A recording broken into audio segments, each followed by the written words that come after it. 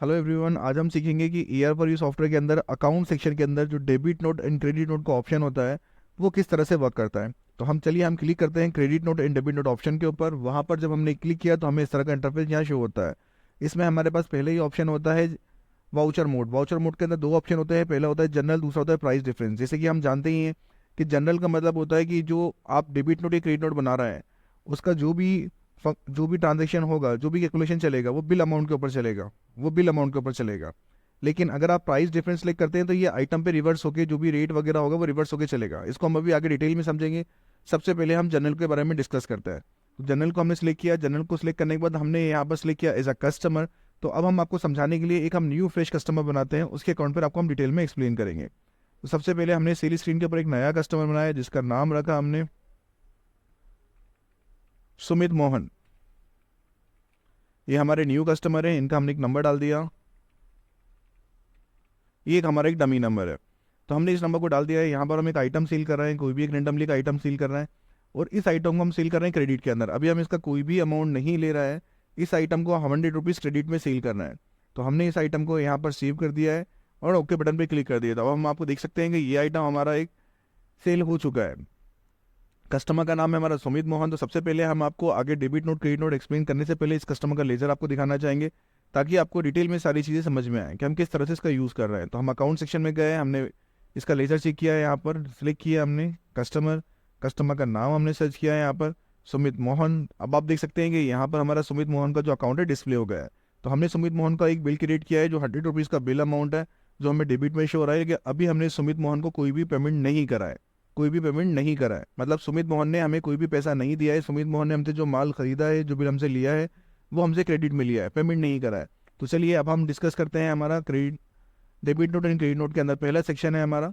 तो हमने जैसे कि स्क्रीन हमारे पास ऑलरेडी ओपन थी, हमने कस्टमर का नाम यहाँ पर सिलेक्ट किया, कस्टमर सिलेक्ट किया। कस्टमर का नाम हमारा था सुमित मोहन। तो हमने यहाँ पर सुमित मोहन को सिलेक्ट कर लिया है। अब यहाँ पर सुमित मोहन के लिए हम जो भी यहाँ पर क्रेडिट नोट बनाना चाहते हैं तो हमने टाइप सिलेक्ट कर लिया है क्रेडिट नोट। जो भी हमें क्रेडिट नोट का नंबर हम सुमित मोहन को दे रहे हैं तो क्रेडिट नोट का नंबर हमने यहाँ पर एंटर किया। उसके बाद यहाँ पर अगर हमें बिल वाइज बनाना है तो हम यहाँ पर डेफिनेटली बिल वाइज भी सिलेक्ट कर सकते हैं। और अगर बिल वाइज नहीं बनाना चाहते तो इसको क्लिक करने की ज़रूरत नहीं है हमारी। अगर आप कोई नरेशन वगैरह यहाँ फिल करना चाहते हैं तो बिल्कुल नरेशन फिल कर सकते हैं। अब जो आप यहाँ पर क्रेडिट नोट बना रहे हैं ईआर फॉर यू सॉफ्टवेयर के अंदर, वो किस लेजर के अंदर जाएगा। एग्जाम्पल के लिए अभी मैं जो बना रहा हूँ वो मेरा जाएगा मिसलेनियस एक्सपेंसेस के अंदर। आप अपने अकॉर्डिंग डाल सकते हैं यहाँ पर कुछ भी। डिस्क्रिप्शन में आप जो भी डालना चाहें वो डाल सकते हैं। यहाँ पर मैंने यहाँ पर कुछ भी अमाउंट डाल दी है यहाँ पर। अब सपोज मैं यहाँ पर 50 रुपीज़ का क्रेडिट नोट बना रहा हूँ, आप ध्यान दीजिएगा 50 रुपीज़ का क्रेडिट नोट। यहाँ पर मैंने 50 रुपीज़ का क्रेडिट नोट डाला है। अभी मैं नॉन जीएसटी में बना रहा हूँ, आप चाहे तो इंक्लूसिव एक्सक्लूसिव जो आपको सही लगे उसके अकॉर्डिंग आप बना सकते हैं और टैक्स भी आप सिलेक्ट कर सकते हैं। तो मैं यहाँ पर बना रहा हूँ यहाँ पर एक 50 रुपीज़ का क्रेडिट नोट। उसके बाद मैंने सेव बटन पर क्लिक किया, ओके बटन पर क्लिक किया। अगेन अब मेरा क्रेडिट नोट यहाँ से कंप्लीट हो चुका है। उसके बाद मैंने क्लिक किया यहाँ पर, अब आप देख सकते हैं यहाँ पर सुमित मोहन की ऑलरेडी यहाँ पर आपको लेजर डिस्प्ले हो रही है। तो यहाँ पर आपने क्लिक किया सुमित मोहन की लेजर के ऊपर। अब आप देख सकते हैं कि पहले हमारा जो बिल अमाउंट था वो 100 रुपीज़ था।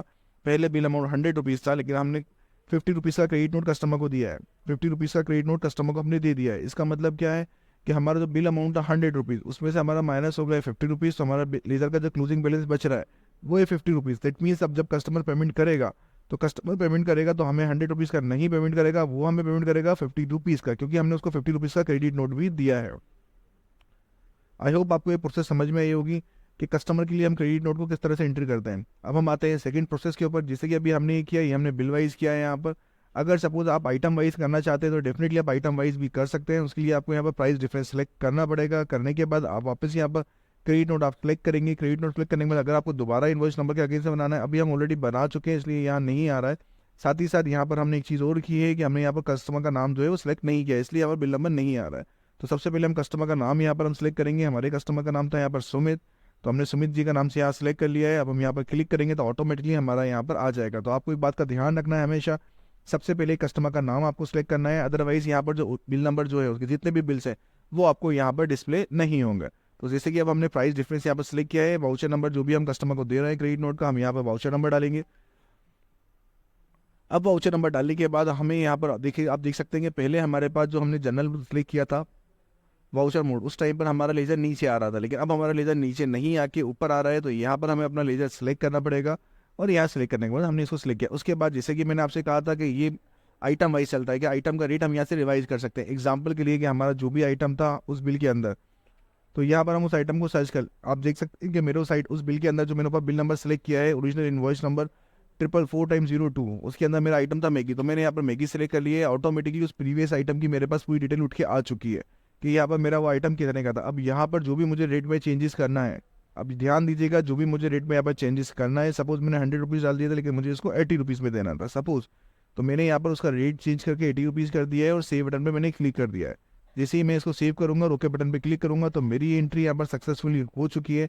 अब आप लोग एक बात नोटिस करेंगे, अभी लेजर में आप देख सकते हैं यहाँ पर 50 रुपीज़ दिख रहा है, लेकिन अब आप यहाँ देखेंगे, मैं यहाँ पर दोबारा से इस लेजर को सिलेक्ट करता हूँ तो यहाँ पर ऑटोमेटिकली आपको देखते ही समझ में आ जाएगा कि जो बीच का डिफरेंस अमाउंट बन रहा था उस डिफरेंट अमाउंट का यहाँ पर क्रेडिट नोट हो गया है ऑटोमेटिकली। बीच का जो डिफरेंस अमाउंट बन रहा था उस डिफरेंस अमाउंट का ऑटोमेटिकली क्रेडिट नोट हो गया है यहाँ पर। तो इस तरह से हमारी क्रेडिट नोट की जो प्रोसीजर होता है वो इस तरह से वर्क करता है। आई होप आपको ये समझ में आया होगा कि सप्लाई के अंदर क्रेडिट नोट किस तरह से, माफ़ी चाहूँगा, कस्टमर के अंदर क्रेडिट नोट किस तरह से वर्क करता है।